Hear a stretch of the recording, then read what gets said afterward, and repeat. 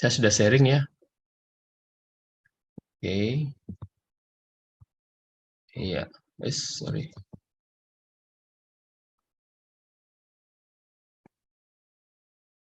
Kebanyakan ya. Ya. Ya. Sudah tampil ya semuanya ya. Ya, ini judulnya Sistem Informasi Organisasi dan Strategi. Oke, baik. Kenapa ini perlu saya jelaskan terlebih dahulu agar tidak salah persepsi bagaimana apa sih sistem informasi dan seterusnya. Apa sih penerapannya di dunia perusahaan, di organisasi dan seterusnya, dan bagaimana strategi-strategi yang dasar, basic atau mungkin awal gitu ya, atau mungkin yang singkatnya bagi dalam implementasinya gitu ya.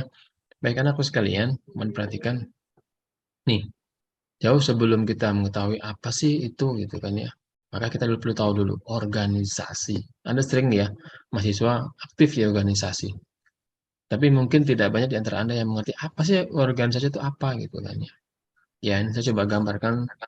Ini tulisannya teknik tidak tahu kenapa ini kok berubah tiba-tiba ini. Hurufnya bergeser, mohon maaf ya. Itu berdasarkan secara teknis adalah untuk apa? Struktur sosial formal ya yang mengubah input berupa modal dan tenaga kerja melalui proses produksi menjadi output berupa barang dan jasa. Tuh, ya. Jadi ada sebuah eh, struktur formal, sosial formal yang mengubah input. Inputnya apa sih tadi ya?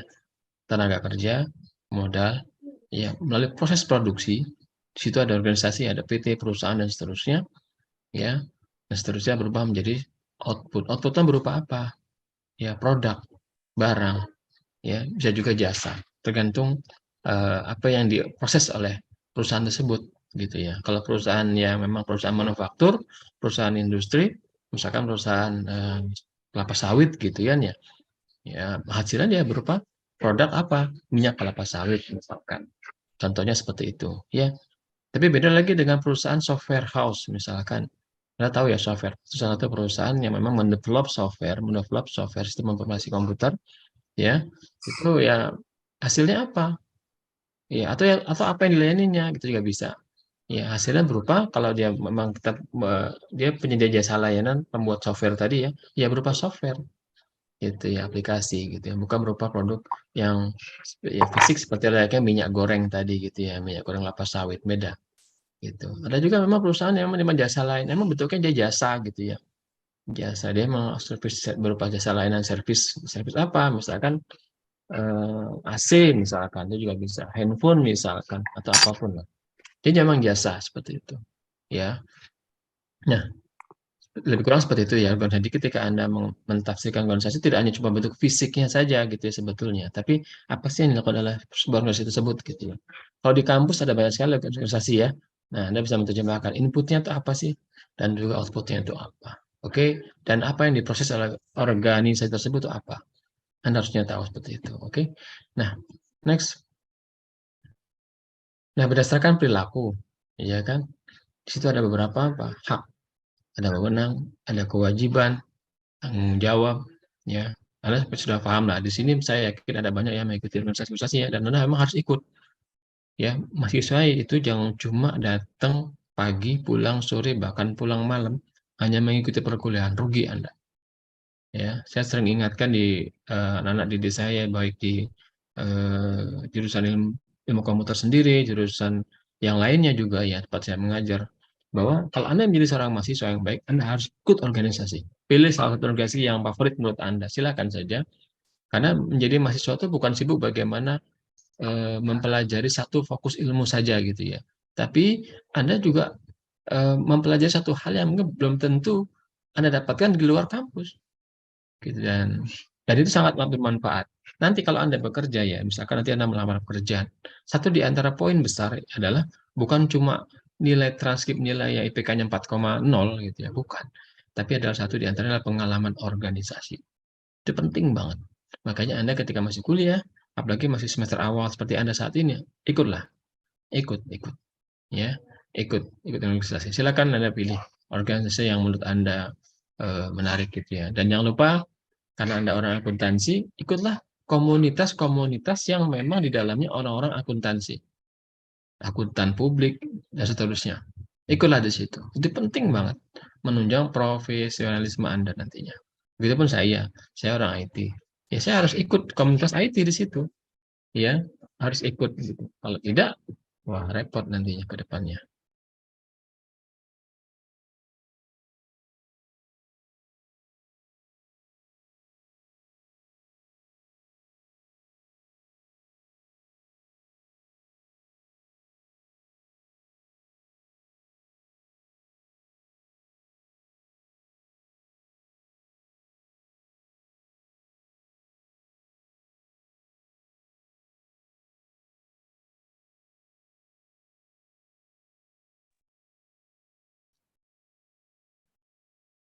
Baik, kita lanjutkan lagi. Selagi mahasiswa itu memang salah satu yang memang harus kita miliki adalah pengalaman organisasi. Ya, silakanlah yang hobi, termasuk organisasi yang seperti apa, Pak? Ya tadi ya, kalau saya lebih menyarankan organisasi yang memang mendukung profesionalisme Anda. Kalau Anda sebagai seorang akuntan, ya carilah komunitas, organisasi, dan seterusnya yang memang berbau itu gitu ya. Kira-kira seperti itu. Di situ ada wewenang Anda apa, sebagai apa, tanggung jawab apa, silakan sajalah. Ya, kalau Anda ingin menjadi seorang apa, nah itu. Ya, nantilah. Kemarin kalau tidak salah saya sempat sampaikan ya, bagaimana gambaran dunia kerja seorang akuntan ya di lewat aplikasi ataupun software karir.com, Jobstreet gitu ya. Saya pernah sampaikan belum di kelas ini ya? Pernah nggak? Sudah, Bapak. Nah, bukan, sudah ya, pekan kemarin ya. Nah, itu gambarannya. Nah, Anda lihat bagaimana gambaran dunia profesi di bidang Anda. Nah, carilah, ikutlah ya organisasi, ikutlah komunitas yang memang mensupport itu. Ya, kalau saya boleh katakan itu wajib. Ya, itu wajib. Gitu. Karena bagaimana tidak, karena itu sangat dibutuhkan gitu loh. Ya, sangat dibutuhkan banget gitu. Baik, di sini berikutnya apa sih ciri-cirinya ya? Anda bisa baca lah ya. Di sini ada beberapa hal ya. Di sini ada rutinitas, proses politik organisasi, budaya organisasi dan sebagainya. Anda bisa baca. Nah, berikutnya apa? Ini dampak. Nah, ini penting juga dampak ya. Nah, tapi memang kalau kita kebijakan IT membuat sebuah sistem informasi misalkan ya, ya karena ini mata kuliah berkaitan dengan itu gitu ya. Apa sih dampaknya bagi sebuah perusahaan? Gitu kan ya. Ada banyak dampaknya. Secara ekonomis tentu sekali sangat membantu proses bisnisnya itu pasti banget gitu ya. Bagi struktur ya, perilaku organisasi. Wow, bahkan sekarang ya yang tapi juga menjadi kekhawatiran ternyata gitu ya. Makin maraknya, makin hebat ya, makin majunya dunia teknologi, maka apa? Menjadi kekhawatiran bagi sebagian orang gitu yang memang tidak memiliki kompetensi gitu, skill yang memang mumpuni, khawatir nggak terpakai karena memang sudah hampir tergantikan oleh mesin gitu ya. By software. Jadi yang dulu dikerjakan oleh manusia mungkin 5 sampai 10 orang, sekarang cukup 2 3 orang udah cukup karena kerja mereka terbantu oleh alat, oleh mesin, serba otomatis. Gitu. Bahkan sekarang lagi yang lagi trend itu dikembangkan adalah robot ya, serba robot gitu ya. Waduh, saya dulu pernah eh, ketika saya baru lulus S1, saya pernah bekerja di sebuah perusahaan internasional. Itu rekan kosan saya, tempat saya tinggal itu dia bekerja di sebuah perusahaan otomotif gitu ya. Sempat dia bercerita bahwa saya kerjain dengan robot. Bayangkan loh, dia harus mengimbangi robot. Anda tahu nggak perusahaan pembuat kendaraan ya, mobil misalkan otomotif merek Toyota misalkan, itu mereka tuh kerjanya dengan robot. Maka betul-betul harus fokus. Nggak boleh sambil main handphone, nggak boleh sambil chatting, buka Facebook, buka WA, apalagi. Nggak boleh. Ya, saya pun begitu. Ketika saya bekerja di perusahaan Jepang itu tidak boleh. Nggak boleh. Wayahnya kita bekerja, wayahnya kita kuliah saat ini, kita nggak boleh nyambi buka handphone, boro-boro main handphone, gitu, membuka WA, yang seterusnya boro-boro gitu. Kita pegang handphone aja udah nggak boleh gitu. Itu benar-benar sangat terbatas gitu ya. Harus hati-hati lah. Kalaupun boleh, ada masanya, ada waktunya, ada tempatnya. Ya mungkin saat istirahat itu boleh gitu ya. Mungkin kita sedang mendadak kebutuhan keluarga itu boleh. Itu dan seterusnya. Itu bisa. Gitu. Tapi kalau di luar itu ya nggak bisa. Gitu. Baiklah. Next bagi ini. Nah, ini ada modelnya gitu ya.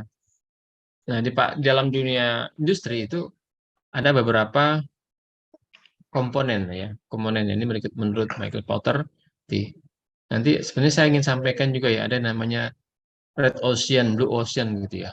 Di dalam sebuah industri, di sebuah bisnis ada seperti itu. Tapi nantilah ya. Eh, Kalau kita nanti Anda saat nanti ada perusahaan, bahkan kita sendiri gitu ya perusahaan, misalkan Anda buka perusahaan sendiri gitu ya, kita sama Anda sendiri misalkan siapa ya di sini Nisa gitu ya, Tamar Nisa Corporation gitu misalkan gitu ya ini.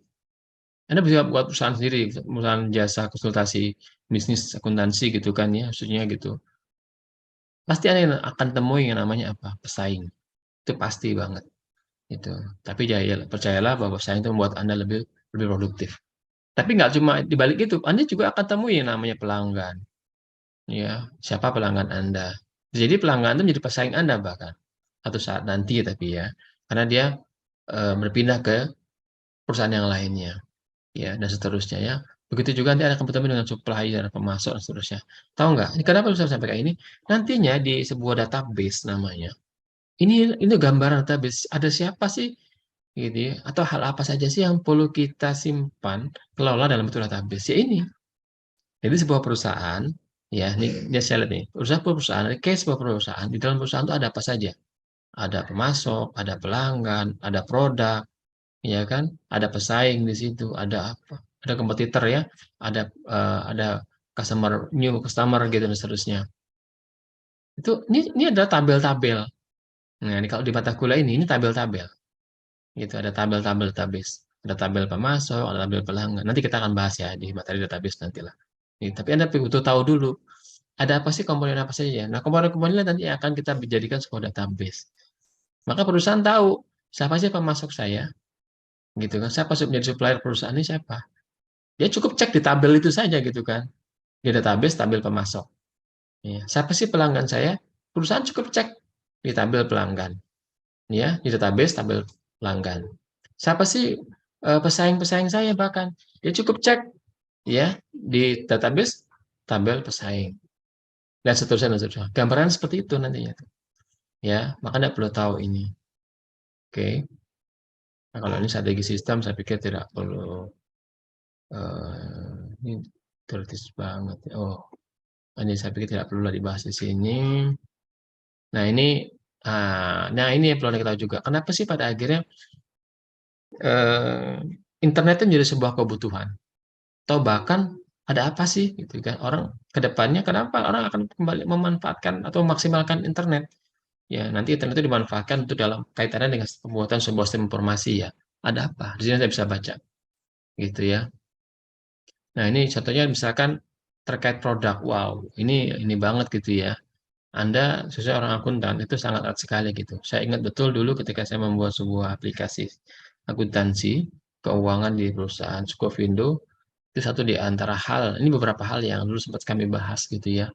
Produk terutama. Wah, ini produknya apa sih di PT ini gitu. Apa yang akan kita kelola keuangannya di perusahaan di PT ini kan gitu kan. Apa yang kita butuhkan? Satu di antaranya adalah koneksi internet. Apa dampaknya? Memungkinkan produk baru untuk muncul dengan pendekatan baru untuk bertemu dan memenuhi kebutuhan serta melaksanakan sebuah fungsi-fungsi. Jadi bagaimana kita memanfaatkan kondisi internet ini apa ya mengetahui produk apa sih yang terbaru saat ini gitu. Jadi kan misalkan kita produknya apa? Kopi misalkan gitu ya. Kopi misalkan contohnya di Lampung kan kopi ya misalkan gitu ya. Kita bisa tahu nih tren kopi saat ini tuh apa sih? Banyak banget ya di Lampung ya. Banyak banget gitu. Bahkan sekarang muncul usaha-usaha mandiri gitu yang memasarkan produk kopi-kopi lokal tapi menghasilkannya luar biasa. Ada yang lewat TikTok, ada yang lewat Instagram dan pokoknya medsos lah ya banyak sekali. Itu luar biasa. Dia tahu, perusahaan tahu bagaimana perkembangan tren kopi saat ini, produk-produk kopi apa sih yang terbaru saat ini. Ya, yang jadi apa sih yang jadi kebutuhan saat ini itu apa gitu ya. Gitu. Kira-kira seperti itu. Dengan dampak internet kita bisa tahu itu dengan mudah dengan cepat gitu. Karena memang produk ini sangat sangat kompetitif sekali gitu ya. Apa gitu loh. Ya, next berikutnya apa? Bargaining position tawar menawar. Ya, posisi tawar menawar itu sejauh mana gitu. Nah, dengan ada internet apa? Mau bisa baca itu ketersediaan harga, informasi produk menggeser daya tawar kepada pelanggan. Makanya di sini kita harus hati-hati terkait masalah ini. Orang Kuntan itu sangat jeli sekali masalah uang gitu ya. Ini kenapa atau berapa dikemanakan uang ini? Wah, itu jeli sekali di pos-posnya itu ya. Jelas sekali ya. Makanya kalau salah satu di antara hal yang penting dalam dunia bisnis itu yang nanti dikelola oleh Anda, ditangani oleh Anda pelaporan keuangannya itu adalah terkait dengan uang, harga. Iya kan? Berikutnya juga apa lagi? Ini bagaimana keberlanjutan produk ini? Dari mana saya bisa memperoleh produk ini? Informasinya seperti apa? Ya, berapa bargainingnya gitu kan? Di sana saya dapat berapa, saya dapat berapa dan seterusnya. Itu akan Anda semua catat. Dan itu tugas Anda gitu. Dan nanti semua kita bikin sebuah database, dalam database gitu loh. Ini harga, master harga, kira-kira begitulah. Boleh juga. Tuh, tapi ini bisa include di produk sih biasanya di database tabel produk yang tadi saya jelaskan sebelumnya ya.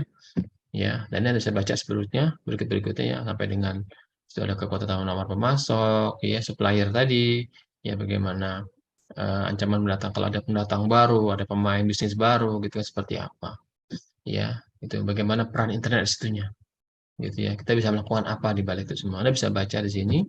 Dan yang terakhir adalah posisi dan persaingan antara pesaing yang ada. Ya, saat ini kan luar biasa ya. Ya, dengan ada internet kita bisa menjangkau ya si organisasi ini, si perusahaan ini bisa menjangkau bisnisnya, usahanya sampai dengan mancanegara sekalipun. Nah, ini bagaimana peran internet, dampaknya apa dengan internet itu? Itu kan dan seterusnya. Ya, Anda bisa baca di sini, yang pasti memiliki keuntungan bagi perusahaan, keuntungan secara operasional dan lain sebagainya. Ya, Anda bisa memanfaatkan. Contoh kayak sekarang Anda mungkin memanfaatkan jasa toko online gitu ya atau marketplace gitu kan. Bagaimana kita bisa berjualan, memanfaatkan itu untuk menjual produk-produk yang Anda miliki ke seluruh mancanegara bahkan tidak hanya di lokal di Lampung saja, tapi minimal nasional Indonesia deh dengan sangat mudah. Dan itulah dampak peran internet itu sendiri. Ya, oke. Ini sebuah rantai sistem ya, atau sistem nilai. Anda bisa nanti Anda bisa baca di sini. Saya pikir tidak perlu saya jelaskan di detail di sini, tapi yang pasti ada beberapa aktivitas utama ya ketika kita ingin membangun sebuah sistem informasi ini ada banyak banget ya. Ada beberapa rantai-rantainya. Kenapa sih perlu itu kan atau seperti apa kinerjanya gitu, aktivitas seperti apa, ada pendukung, ada utama dan sebagainya. Oke. Nah, ini perlu nggak saya jelaskan ya, mungkin saya skip saja. Nah, ini munculnya sistem informasi, sebuah aplikasi sistem informasi di sebuah instansi, sebuah perusahaan itu, nyata apa? Ada kompetensi inti yang ingin dicapai, gitu. Ada target inti apa, yang utama apa, ada aktivitas apa, ya. Jadi, eh, Anda tahu ya, salah satu perusahaan yang mensupport bidang olahraga, ya, sampai mereka tahu ya, perusahaan adalah perusahaan Jarum. Jarum Foundation satu di antaranya gitu kan yang memang menjadi salah satu supporter ya di dunia pendidikan juga gitu untuk di perusahaan-perusahaan tertentu ya di kampus-kampus tertentu. Bahkan yang mendirikan sebuah lembaga pendidikan yang masya Allah luar biasa gitu ya supportnya. Mereka tahu bagaimana menjadi sebuah leader di sebuah bisnisnya. Satu di antara targetnya adalah aktivitasnya adalah menyentuh dunia kampus. Makanya dia sampai dengan dikenal tidak hanya di dunia kampus, di dunia olahraga juga tadi saya sebutkan dan seterusnya. Dan bagaimana untuk bisa menjangkau itu, maka dibutuhkan knowledge, pengetahuan. Dan itu tidak sehari dua hari, bertahun-tahun. Maka dia butuh apa? Teknologi. Dia butuh sistem informasi, bagaimana bisa mengetahui perkembangan ya perkembangan aktivitas itu.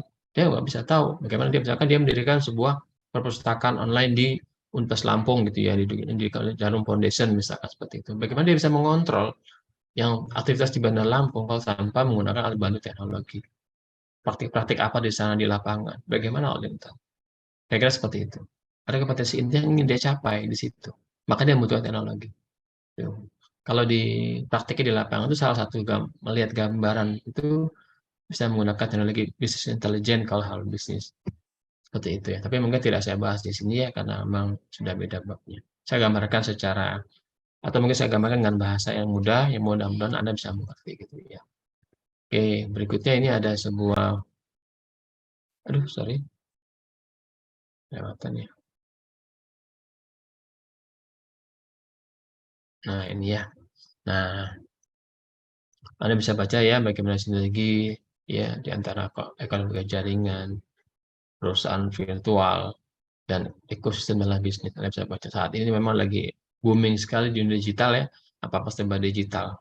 Ya, apa-apa memanfaatkan network, apa-apa memanfaatkan teknologi, hampir semuanya. Maka ini orang-orang peran Anda sebagai orang akuntan itu sangat amat gitu kan. Bagi secanggih apapun alat teknologi informasi, maka peran Anda selaku seorang akuntan sangat dibutuhkan. Karena begini loh, sistem informasi akan kita buat, ya akan kita virtualisasikan gitu dalam bentuk sesuatu gitu kan ya. Itu satu di antara bab yang tidak pernah kita lupakan adalah bab keuangan. Pasti itu. Gitu ya. Bagaimana kita bisa mengetahui maksimalnya ini biaya satu di antara poinnya adalah biaya. Ya, model bisnis saat ini kan jelas banget ya. Ya, menggunakan network, ya menggunakan network, menggunakan teknologi informasi. Itu semua membutuhkan sebuah salah satu poin yang adalah biaya. Itu perannya itu Anda yang pegang. Ya, jadi kalau di sini kan jelas sekali ya. eh, Contohnya di perusahaan virtual saja kita menggunakan apa jaringan untuk berhubungan dengan orang-orang aset serta ide-ide, memungkinkan kerjasama dengan perusahaan lain untuk menciptakan, mengcreate, ya, mendistribusikan barang atau jasa tanpa dibatasi. Nah, nantinya prakteknya apa sih? Bagaimana di desain sistem informasi? Maka kita akan mendesain. Anda harus mendesain sebuah database yang database itu bisa diakses oleh masing-masing instansi, masing-masing bagian lah divisi. Ya, dia dimanfaatkan untuk apa? Di organisasi tersebut gitu ya. Untuk apa gitu ya? Untuk saling berhubungan. Bagian divisi dan seterusnya. Untuk mendata apa? Oh, data-data barang misalkan jasa khususnya. Nah, saya dulu pernah di perusahaan swasta waktu saya kerja di swasta itu salah satu divisi yang memang menangani di bidang keuangannya adalah finance. Itu jelas banget. Jadi dia tahu berapa biaya-biaya yang dikeluarkan untuk proses seperti ini gitu ya, proses pendistribusian barang, jasa, dan seterusnya. Dia tahu benar bagaimana perilaku organisasinya seperti itu. Mereka tahu benar. Ya, bagaimana hubungan dengan pemasoknya, seperti apa. Itu harus seperti apa. Tapi memang babnya sudah di bagian keuangan seperti ya. Perilakunya di situ gitu ya. Kalau yang di slide ini kan memang umum sekali ya. Dan memang kita semua harus wajib tahu lah ya. Bisnis saatnya seperti apa. Dan memang nanti akan terjun ke situ nanti Anda. Gitu. Nah, apa sih keunggulannya? Sekali ya, secara kompetitif, ada strategis, ya. Yang pasti adalah apa? Menjadi perangkat pembantu. Jadi tools. Jadi informasi sebuah tools, perangkat, utility. Nah, gitu kan. Itu apa? Untuk menyelamatkan, untuk membantu perusahaan yang bertahan di bidang apa? Di bidang bisnis. Anda ada lihat lah di bidang apapun, kedokteran, ya termasuk bidang kedokteran, termasuk di bidang jasa, dagang, semua nggak hampir tidak lepas saat ini. Bahkan sampai di minimarket pun sudah menggunakan teknologi informasi. Di dalamnya tuh sebelum itu terbentuk software itu ya, ada peran kita semua di sini. Para seorang desainer. Nah, itu ya. Bagaimana nanti dirancang, didesain sebagai mungkin bisa menjalankan bisnisnya. Yang sampai bisnisnya terhambat ya. Makanya maka akan menghambat organisasi dalam melakukan perubahan strategis yang penting yang sampai gitu ya. Makanya bikinlah sebuah maka tools tadi, utility tadi, software ini gitu kan. Memang digunakan tadi untuk membantu, bukan menghambat. Walaupun fakta di lapangan ada orang mengatakan, aduh malah bikin ruwet Pak. Ada yang sistem ini gitu. Mendingan nggak usah aja lah, mungkin pakai kertas saja lah kan gitu ya. No, ada sebuah keunggulan, semestinya ada keunggulan kompetitif yang ingin kita capai. Makanya merancang sebuah sistem informasi itu jangan cuma asal tulis gambar enggak. Ya, ada targetnya di situ gitu kan. Yang pasti target sederhananya bagi perusahaan adalah menjadi tools perangkat yang membantu, bukan merepotkan, menghambat. Oke. Dah, ini bagaimana isi-isi saja Anda bisa bacalah nanti ya. Strategis juga. Dan inilah kesimpulan bahwa Anda bisa baca juga di sini ya. Wah, sebuah sistem informasi dan organisasi itu saling mempengaruhi. Jadi saling mendukung. Jadi yang di lapangan, yang saya tahu adalah sistem informasi sebatas pendukung. Pendukung apa? Pendukung dalam pengambilan sebuah keputusan. Nanti kita akan belajar ya bagaimana prosesnya itu, insya Allah. Pendukung dalam pengambilan sebuah keputusan. Gitu. Jadi um, jangan dibalik gitu ya. keputusan cukup dengan satu orang dengan kata-kata kalimat seorang, pokoknya manajer bilang apa, pokoknya bos bilang apa harus turutin, no. Nah, seorang bos tadi, seorang CEO, seorang pimpinan itu, dia seharusnya mendasari keputusan dengan alat bantu sistem tadi, gitu loh.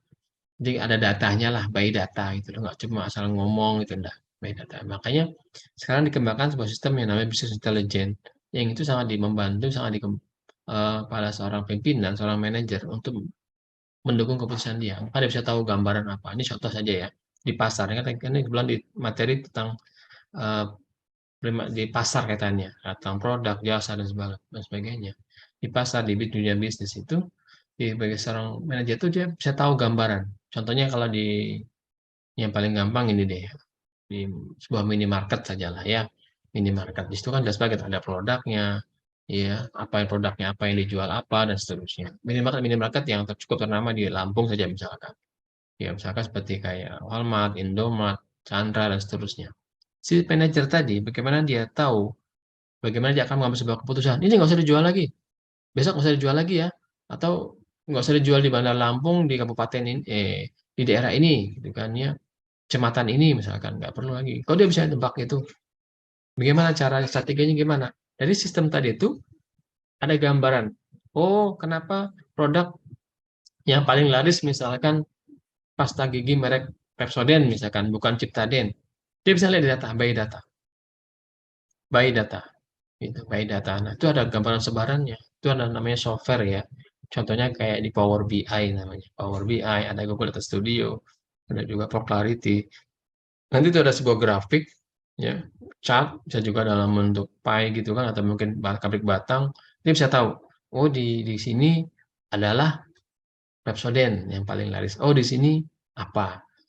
Jadi maka di kecepatan tertentu hanya Pepsodent yang paling laris. Maka Ciptaden tidak di sini. Maka ke depan hanya Pepsodent yang akan dipasarkan di sini, tidak Ciptaden. Ciptaden akan saya pasarkan di kabupaten lain. Itu sebetulnya. Jadi pemanfaatan di perusahaan itu, sistem informasi itu adanya itu mendukung keputusan. Nah, bagaimana semua terjadi ketika memang nasib CEO tadi malah nggak kadang-kadang dia tidak berpikir tentang ya codingnya, bagaimana desain, gitu kan. Itu sudah beda lagi babnya gitu. Tapi pada akhirnya di organisasi pemanfaatannya itu untuk itu bagi seorang CEO mengambil kebijakan, mengambil keputusan untuk mendukung beliau dalam menjalankan tugasnya sebagai pengambil kebijakan tadi, gitu ya. Nah, di dalam tuh sistem itu jelas banget ya dibahas tentang apa, ada produknya, ada jasanya, seterusnya. Oh, oke lah. Bagaimana Pak dengan dunia kampus? Anda tahu Siakadu ya? Anda tahu Siakadu kan? Di dalamnya ada apa? Di situ ada jadwal, ya, ada bimbingan, ya kan? Ada dosen dan lain sebagainya. Di situ saling bersinergi, saling berhubungan, maka saling bekerja sama, data itu saling bekerja sama gitu kan. Data dosen ada terjadwal. Itu berhubungan loh. Ada hubungannya, nanti kita akan bahas insya Allah. Bagaimana satu lawan satu, one to many. Ya kan, kalau one to one maksudnya gimana? Satu dosen mengajar satu mata kuliah. Faktanya kan tidak seperti itu kan. Satu dosen bisa mengajar banyak mata kuliah. Maka antara dosen dengan jadwal, antara dosen dengan mata kuliah itu hubungannya one to many. Bahkan many to many, karena bisa jadi mata kuliah diajar oleh atau diampu oleh banyak banyak dosen.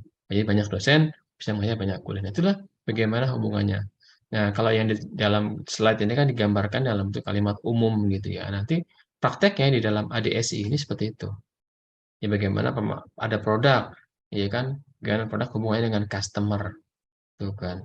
Oh, apakah satu produk hanya boleh dibeli oleh satu customer, atau masing-masing customer hanya boleh membeli satu produk, atau sebalik, atau tidak? Yang fakta di lapangan kan misalkan tadi ya dia di minimarket tadi, di Alfamart, Indomaret, dan sejenisnya, bisa banyak customer, bisa banyak produk. Artinya apa? Satu produk ini bisa dibeli oleh banyak customer, customer yang berbeda, bisa juga customer yang sama bisa beli banyak produk. Anda prakteknya gini dong, usah bingung. Anda beli misalkan sekali beli ada 3 macam produk yang Anda beli. Boleh kan? Boleh. Nah, artinya apa? Hubungannya apa? Satu banyak. Satu customer, satu pembeli, beli banyak produk. Kira-kira seperti itu hubungannya. Nanti prakteknya seperti itu. Nanti ada sebuah gambar, ada sebuah desain, Yang digambarkannya seperti itu, satu banyak. Ya Anda sebagai customer boleh membeli banyak. Sabar ya, nanti kita akan sama-sama belajar insya Allah. Gitu. Nah, jadi maksud dari gambaran materi hari ini, Anda akan menjadi tahu bahwa bagaimana sih di perusahaan itu nantinya. Nah, sekarang CEO dia juga mengarahkan bahwa eh, ini boleh ya dipakai, boleh ya dibeli, dan seterusnya. Boleh banyak customer gitu ya. Gitu. Kayak seperti itu. Di pasar pun seperti itu. Mohon maaf. Baik, sampai di sini mungkin ada yang ingin didiskusikan mungkin.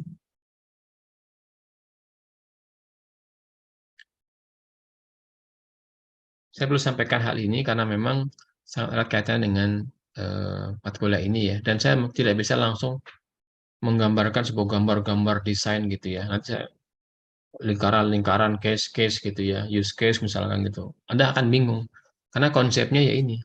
Jadi dalam sebuah perusahaan seperti apa gitu. Oh, ternyata kenapa sih kok harus ada case produk tadi ya, contoh tadi ya. Kenapa sih harus ada case pemasok, supplier? Kenapa case harus ada case yang lainnya?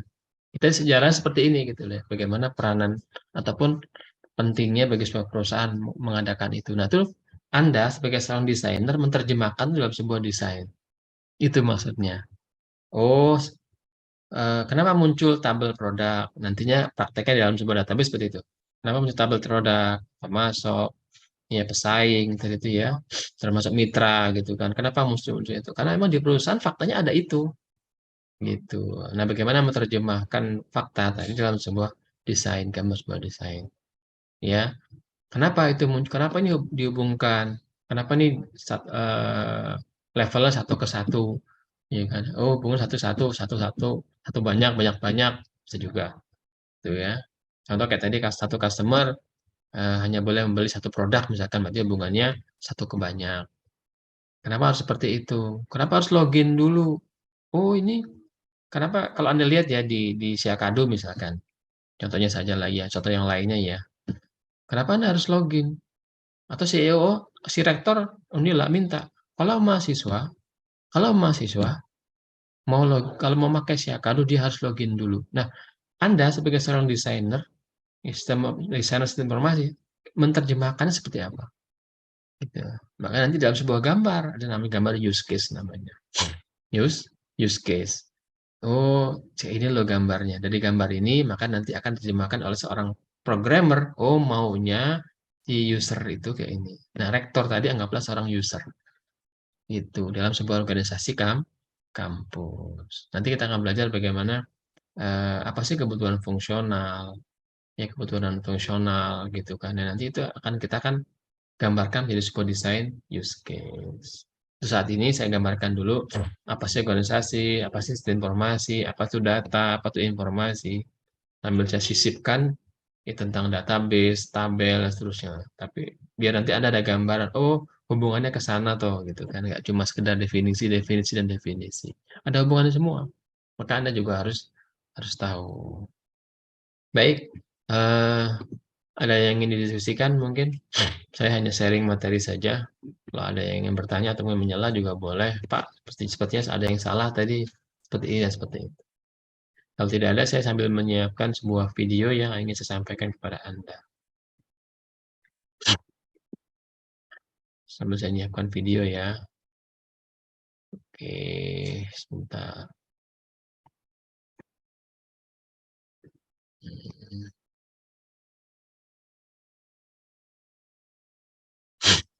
Baik. Oh iya, mumpung saya ingat, sampai lupa.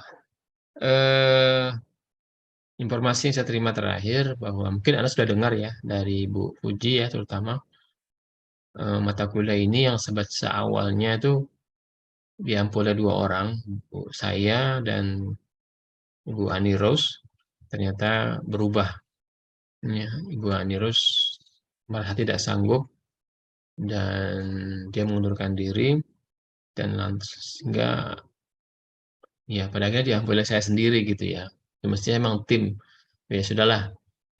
Singkat cerita mata kuliahnya udah diampu oleh saya pribadi. Saya coba sesuaikan dengan kondisi Anda lah yang mungkin beberapa hal yang semestinya diambil dulu. Tadi contohnya ya mata kuliah ini kan sebenarnya harusnya Anda masuk di mata kuliah database dulu, masuk di mata kuliah pengantar sistem informasi dulu. Ada banyak sebenarnya mata kuliah yang berkaitan dengan ini yang seharusnya Anda ikuti dulu gitu ya. Tapi mungkin di FEB tidak ada, walau alam sih saya nggak tahu juga gitu ya. Maka ya kewajiban saya sebenarnya cukup berat. Jadi akhirnya saya harus sisipkan materi-materi awal, walaupun tidak penuh gitu ya di mata kuliah sebelum ini gitu. Nah, terus berikutnya mata kuliah ini rencananya saya akan adakan tatap muka, walaupun mungkin tidak 100% ya. Artinya saya kepingin juga menyapa Anda secara langsung, kita belajar bertemu langsung, dan insya Allah akan dilaksanakan mulai pekan depan di gedung, apa ya namanya ya? Siapa, Nisa atau siapa ya? E02 kalau tidak salah. Saya lupa namanya. Betul ya? Gedung E02 itu saya belum tahu gedungnya nih. Ya, saya belum tahu gedungnya. Cuma dapat informasi dari Bu Puji. Mungkin nanti pekan depan saya minta tolong ada yang jadi 1-2 kali pertemuan pertama lah ya, menjemput saya ya.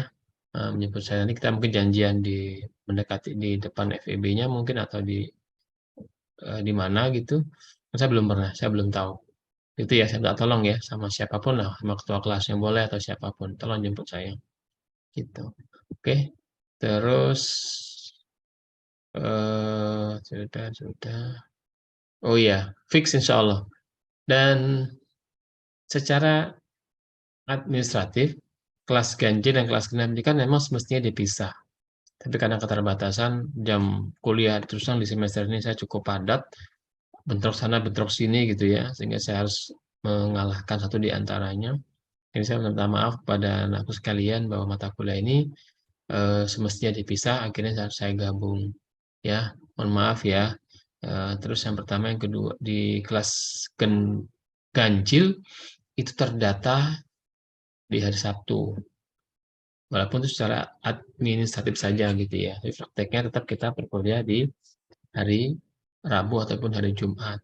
Defaultnya nanti akan kita rubah menjadi eh, pertemuannya ya jadi Jumat. Gitu. Ya harap maklum karena keterbatasan ruangan, keterbatasan waktu. Saya di hari apa saya bisa, Anda nggak bisa. Pas hari apa Anda bisa, saya nggak bisa gitu kan ya. Akhirnya cari jalan tengah, gimana caranya biar sama-sama bisa ketemu. Nah, hari Jumat lah ketemu. Dan itu negosiasinya kemarin. Beberapa hari sebelumnya saya dengan Ibu Puji, sampai ketemulah sebuah jadwal hari Jumat.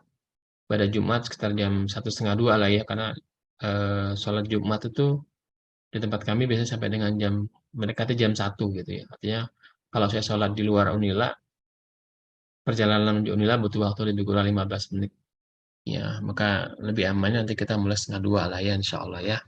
Gitu. Bagi yang rumahnya mungkin dekat dengan kampus kan enak. Kalau itu terus agak jauh, ya lebih kurang 10-an kilo. Kalau misalkan saya harus posisinya pas saya kebetulan lagi di rumah, dari rumah perjalanan begitu itu butuh waktu cukup. Lebih kurang antara 15-20 menit lah. Ya, seperti itu. Oke, kayaknya nggak ada yang tanya. Ya sudah, saya tampilkan video ya. Nah, video ini mungkin ada kaitan dengan perguruan ini. Insya Allah ada, walaupun lebih cenderung kepada hal yang lainnya. Ini video motivasi, ya. Mungkin Anda sudah pernah dapatkan share dari teman-temannya lewat Facebook, lewat WA atau sejenisnya. Tapi saya berharap walaupun Anda sudah dapetin, tetap menyaksikan, menjadi pelajaran sekaligus pengingat buat Anda semua. Wabil khusus buat saya pribadi. Oke, Anda pernah dapetin kisah mahasiswa bidik misi UGM? Ada yang pernah dapat videonya? Nih, saya tampilkan depannya. Bentar ya. Ini video lama. Tapi saya save, saya simpan karena memang sangat berkesan sekali. Ya, ini.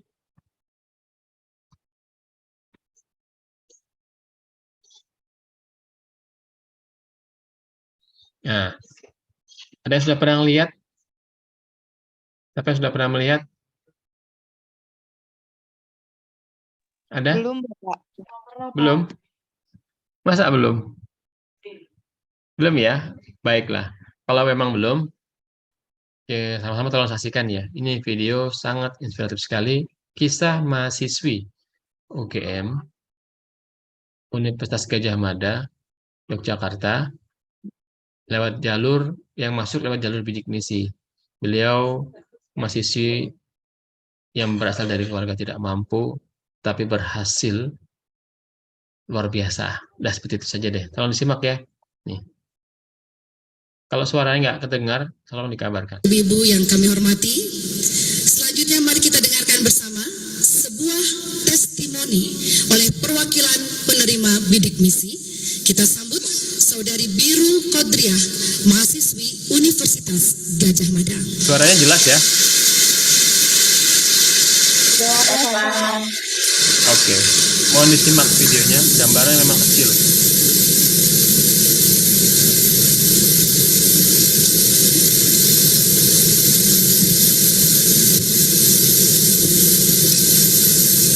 Assalamualaikum warahmatullahi wabarakatuh.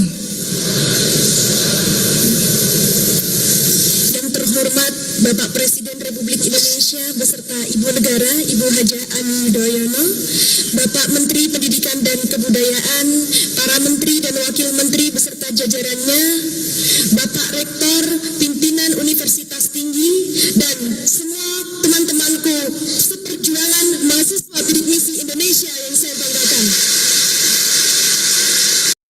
Saya skip dulu, nanti saya akan minta 1 atau 2 orang untuk memberikan tanggapan ya. Saya tunjuk nanti. Sebuah kehormatan bagi saya untuk bisa berdiri di sini mewakili teman-teman semua. Saya Biru Kodriah, mahasiswa Fakultas Kedokteran Universitas Gadjah Mada, yang saat ini masih di situ di Universitas Gadjah Mada untuk menyelesaikan program profesi. Selanjutnya di sini saya seorang yang berasal dari keluarga buruh, tidak pernah menyangka bisa dapat berdiri di sini. Ayah saya dan ibu saya adalah seorang buruh tani, bukan lagi petani, tetapi buruh tani yang mungkin setiap kali menanam hanya mendapatkan upah 5.000 sampai 10.000. Tetapi sebuah kekuatan.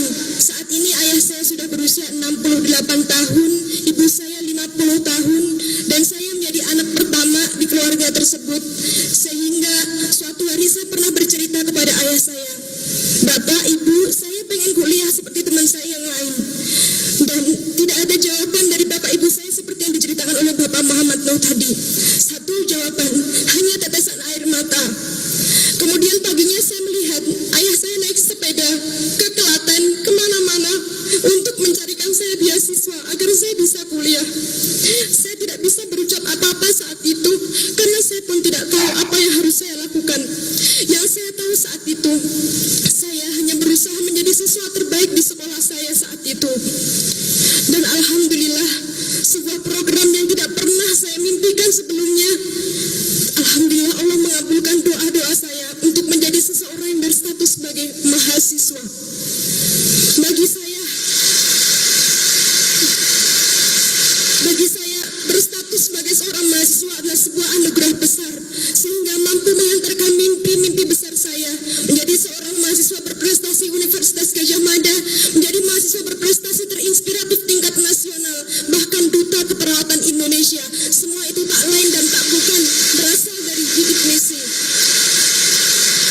Oleh karenanya, pada kesempatan yang berbahagia ini, yang sebenarnya telah saya tuliskan dalam catatan saya yang saya tempel di tembok kamar saya 2 tahun lalu, saya ingin mengucapkan terima kasih yang sebesar-besarnya kepada Bapak Presiden Republik Indonesia, kepada seluruh rakyat Indonesia yang telah mendukung kami untuk melanjutkan mimpi kami untuk menjadi bagian pembangun negeri ini. Dan kami sebagai penerima beasiswa berjanji tidak akan menggunakan beasiswa ini biasa-biasa saja.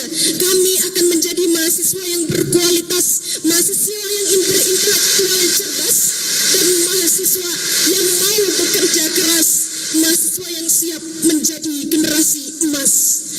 Sekian yang dapat saya sampaikan. Sekali lagi saya mengucapkan terima kasih kepada Bapak Presiden, kepada seluruh rakyat Indonesia. Dari sinilah saya dan teman-teman saya semua dapat terus mengukir mimpi-mimpi kami yang dulu hanya berupa tulisan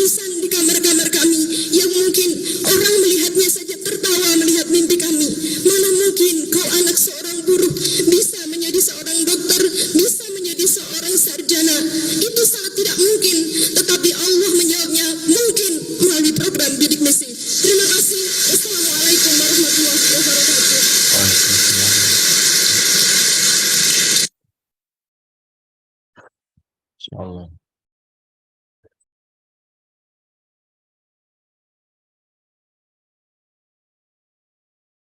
Ya, Allah. Saya jujur kali pertama lihat video ini sempat meneteskan air mata. Beliau sealumni dengan saya, beda jurusan tapi ya. Saya juga alumni Gajah Mada saat itu, dan beliau memang sangat luar biasa. Udah seperti itu aja deh. Baik, saya minta kepada beberapa di antara Anda untuk memberikan apa sih hikmah dari sebuah film tersebut, video tersebut, video yang sangat singkat tadi. Saya akan tunjuk orangnya nanti bergantiannya. Yang pertama, saya minta Dimas Pangestu. Yang kedua, Tamaranisa. Dan yang terakhir, saya minta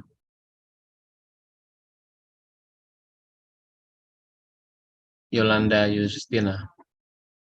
Ya, silakan. Yang pertama saya sampaikan tadi untuk menyampaikan. Open mic, open videonya. Silakan.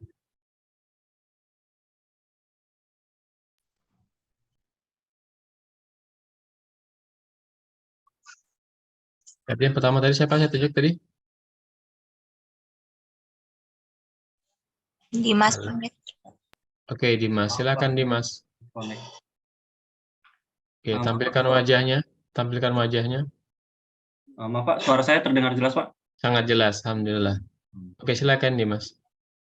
Jadi pertanyaan Bapak mengenai hikmah dari video itu ya, jangan termakan stigma masyarakat sih Pak. Soalnya di stigma masyarakat itu kalau orang itu tidak punya privilege dari orang tuanya, itu nggak bakal bisa dikatakan sukses gitu loh.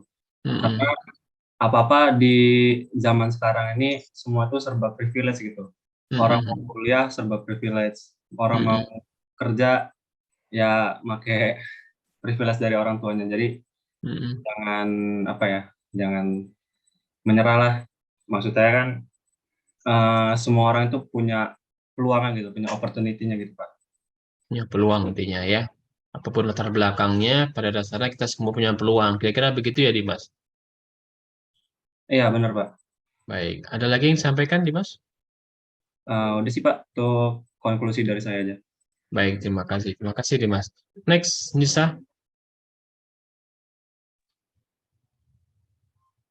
Baik Pak, menurut saya dari video itu, walaupun kita sebagai anak yang memiliki kekurangan ekonomi, kita tidak boleh pantang menyerah. Karena kalau kita mempunyai cita-cita dan didukung dengan usaha, itu pasti akan menghasilkan usaha yang menghasilkan cita-cita yang kita inginkan.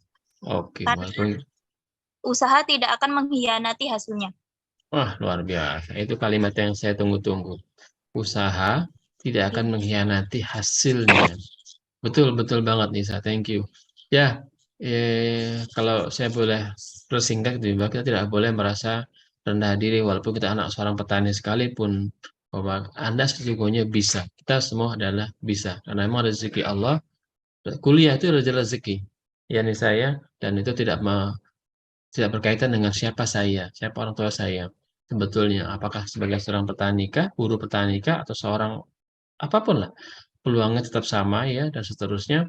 Dan memang betul kata kamu tadi, ikhtiar tidak mengkhianati istilahnya. Nanti kita semangat, ada dreams, ada work, maka akan sukses. Oke, thank you Nisa. Yang terakhir tadi siapa tadi? Kok saya lupa namanya? Apa tadi namanya? Yolanda. Astagfirullah. Oke, mana nih? Show your face. Ya, Iya. Pak. Seperti Seperti yang udah dikatakan sama teman-teman tadi, yang penting itu jangan terlalu memikirkan anggapan orang lain, terus berusaha, berdoa, ikhtiar, jangan pantang menyerah. Pantang menyerah gitu ya. Ya, bagus Yolanda, betul kata kamu. Oke, thank you semuanya 3 orang tadi saya sebutkan ya. Luar biasa tanggapannya, dan masing-masing punya persepsi. Dan betul, saya coba simpulkan ya. Ada 3 kata yang saya pegang baik-baik sampai dengan detik ini. Ya, dosen kami dulu juga pernah mengajarkan satu hal yang sangat istimewa. Dan saya coba sampaikan satu kalimat ini. Dreams plus work.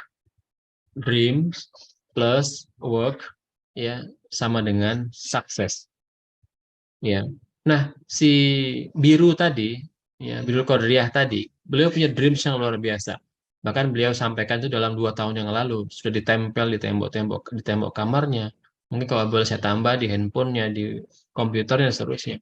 Dia tempel itu semua impian itu. Selama 2 tahun sebelumnya, dia ingin kuliah di Fakultas Kedokteran. Ya, kalau kawan-kawannya bilang, mana mungkin kamu anak buruh tani bisa kuliah di kedokteran. Apalagi UGM gitu kan, dengan biaya mungkin saat itu luar biasa lah mahal gitu ya. Dan tidak mudah pula gitu ya. Mana mungkin gitu. Tapi lihatlah, beliau cuma seorang anak buruh tani, tapi beliau punya usaha yang luar biasa gitu. Usahanya lewat jalur langit, ketuk langit. Beliau mungkin anak ya, insya Allah orang yang soleha. Beliau belajar mengetuk di langit, bagaimana rajin duha, 5 waktu tidak terjaga. Insya Allah duha dan tahajud tidak terjaga. Berdoa-doanya yang luar biasa, orang tuanya pun begitu. Sambil dia mencari beasiswa. Alhamdulillah Allah mudahkan bertemu dengan beasiswa bidik misi. Ya Allah, saya termasuk satu tim Unila di PMB Unila. Saya tahu sedikit banyak gitu ya bagaimana mereka orang-orang bidik misi, terutama di Unila gitu ya. Mungkin Anda satu di antaranya gitu ya. Tapi saya berharap bahwa Anda yang terpilih di sini lewat jalur bidik misi khususnya, juga lewat jalur yang lainnya adalah orang-orang yang betul-betul memiliki jiwa, semangat, skill dan seterusnya memang yang mumpuni sudah di jurusan Anda. Sehingga tidak ada kata istilahnya salah pilih gitu kan, tidak ada salah seperti itu. Beliau si Birul tadi itu memilih jalur itu karena memang pas dengan kondisinya. Beliau anak orang yang tidak mampu, beliau anak seorang buruh tani. Fakta di lapangan adalah ada di antara mahasiswa-mahasiswa sekalian yang berusaha berbohong. Ya, mau kirim foto. Kalau orang bidik misi itu disuruh kirim foto ya. Foto rumahnya, di foto rumahnya, ya, ditandatangani oleh pejabat setempat. Itu dimanipulasi semua. Ya, belum lagi kegiatan data-data pendukung, ya, seperti surat menyuratnya, banyak yang dimanipulasi, banyak tidak tepat. Auzubillah min dzalik. Padahal bidik misi itu adalah hak tuh orang-orang yang tidak mampu. Seperti Birul tadi. Tapi lihatlah bagaimana si Birul tadi membuat sebuah terobosan gitu ya. Beliau menjadi mahasiswa terinspiratif dunia, kelas internasional. Bahkan beliau menjadi seorang duta keperawatan. Luar biasa ya. Dari orang yang tidak mampu, dari orang yang kecil. Justru fakta di lapangan adalah Birul itu satu di antara mahasiswi yang tergolong sukses di UGM itu. Ada yang lain? Ada. Sayang saya videonya kok saya belum temukan, saya cari lagi nanti lah kalau ada ya saya cari. Itu ada juga wanita mahasiswi inspiratif di sana. Dan itu luar biasa juga gitu ya, dari anak seorang miskin, orang keluarga miskin juga, luar biasa banget. Dan kami dulu, saya susah juga di Jogja dulu ketika saya masuk kuliah itu emang terbiasa, hidup prihatin itu sangat biasa gitu ya. Jauh dari keluarga, jadi orang tua dan seterusnya. Dan ternyata memicu kami semua untuk lebih produktif. Dan dibanding terbalik dengan anak zaman sekarang gitu yang memang saya lihat hidup dibesarkan dari fasilitas gitu ya. Dapatkan fasilitas mudah sekali, dapat handphone, dapat motor, dapat mobil, bahkan laptop yang luar biasa, mewah-mewah gitu, bahkan handphone itu lebih dari satu. Aduh ya Allah. Mudah sekali gitu. Dan itu saya lihat dari zaman kami dulu, zamannya si Birul Kodriah itu juga jauh sekali gitu ya. Kami tidak merasakan seperti itu gitu ya. Insya Allah. Makanya bersyukurlah anak-anakku sekalian, bersyukurlah gitu ya, Nisa, Yolanda, dan kawan-kawan, bersyukurlah gitu ya, Anda bisa menikmati. Dan mobil khusus di jurusan Anda, akuntansi ini, itu luar biasa loh, sangat kompetitif sekali, persaingannya ketat banget. Ya, satu kursi Anda itu diperebutkan oleh banyak orang loh. Ya, banyak orang gitu ya. Maka sebagian orang yang tidak berhasil, ya mungkin sedih gitu, dan Anda lah orang yang terpilih. Ya, bersyukurlah. Nah, sekarang tugas Anda berikutnya adalah Anda bangun dreams, bangun impian yang Anda akan kerjakan. Nah, Anda akan harus capai itu apa? Contohnya tadi si Biru tadi. Bikinlah sebuah impian yang besar. Bahagiakan orang tuamu. Ya, bagikan orang tuamu dengan impianmu tadi. Jangan cuma bilang, apa impianmu membahagiakan orang tua? Padahal apa? Kuliahnya nggak jelas. Ya, lulus menjadi pengangguran misalnya. Aduh, jangan sampai ya. Nah, si Biru tadi adalah contoh mahasiswa yang menurut saya waktu kita jadikan contoh gitu ya, kita ikuti langkah-langkahnya. Ya, jadi mahasiswa yang luar biasa produktif, gitu ya. Tidak hanya mengandalkan fasilitas dari orang tua Anda, tapi beliau berusaha tetap eksis dengan segala keterbatasan. Ya, Yolanda, kamu dari jalur apa masuknya kemarin? SBMPTN, Pak. Nah, luar biasa. Berarti Anda adalah orang-orang yang SBMPTN itu ya orang-orang terpilih lah jalur kalau kami itu bahasanya perang terbuka gitu ya. Tesnya memang siapapun bisa gitu ya. Dan Anda yang terpilih luar biasa. Ya, ada banyak. Terus Nisa, lo jalur apa Nisa? Lewat jalur SNMPTN, Pak. Wah, undangan ya? Ya, Dari SMA mana? Atau SMK mana? SMA Negeri 1 Lampung Timur. Lampung Timur, ya. Oke. Dimas dari mana Dimas? Saya dari SMA 9 Bandar Lampung, Pak. Wah, S9. Jalur apa masuknya? SBM. SBM juga. Oh, sama kayak si Yolanda ya. Oke, good. Ya, saya sangat memaklumi jurusan Anda ini satu di antara jurusan favorit di Unila. Akuntansi. Wah, itu peminatnya luar biasa. Luar biasa peminatnya. Ya, ekonomi akuntansi ini. Anda bersyukurlah ya. Nah, tinggal tugas Anda berikut tadi, Anda bikin sebuah dreams, target apa sih yang ingin dicapai dari sini itu apa gitu ya. Bangunlah sebuah ada salah satu prestasi di kampus Anda itu ya yang dicapai oleh salah seorang dosen yang sangat mengenal baik beliau ya Profesor Yuliansah. Ya mungkin ada di acara beliau juga ya. Prof Yuliansah itu termasuk profesor termuda alumni kita, alumni Unila. Itu luar biasa. Ya, baik anakku sekalian, insya Allah pekan depan kita pertemuannya di hari Jumat, pada Jumat ya. Saya mungkin tidak bisa memastikan jam 1 tepat, tapi insya Allah saya akan upayakan lebih nyaman jam 1:30 lah ya, biar yang laki-laki yang sholat Jumat juga tidak terburu-buru. Insya Allah akan ketemu di kelas, nanti kita akan belajar sama-sama di kelas, ketemu muka, mungkin sekali beberapa waktu kita akan Zoom kembali, tapi insya Allah di-follow di kelas. Saya pikir itu, saya mohon maaf kalau ada yang kurang berkenan, ada yang salah kata, mungkin tidak maksimal dan sejenisnya.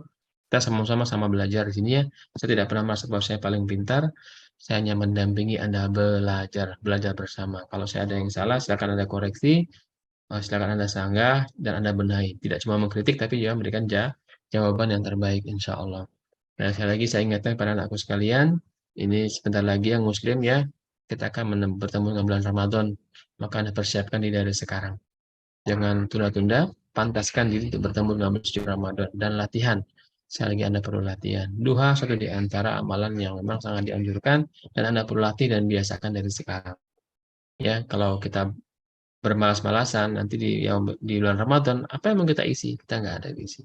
Yang ada kita isi dengan sibuk berkuliah, sibuk beraktivitas dengan yang sama dengan yang sebelum Ramadan. Rugi kita. Ya, rugi. Jangan. Berlatih dari sekarang, dimulai dari sekarang. Dipantasin. Kita berdoa, semoga dipertemukan dalam bulan Ramadan. Itu doa.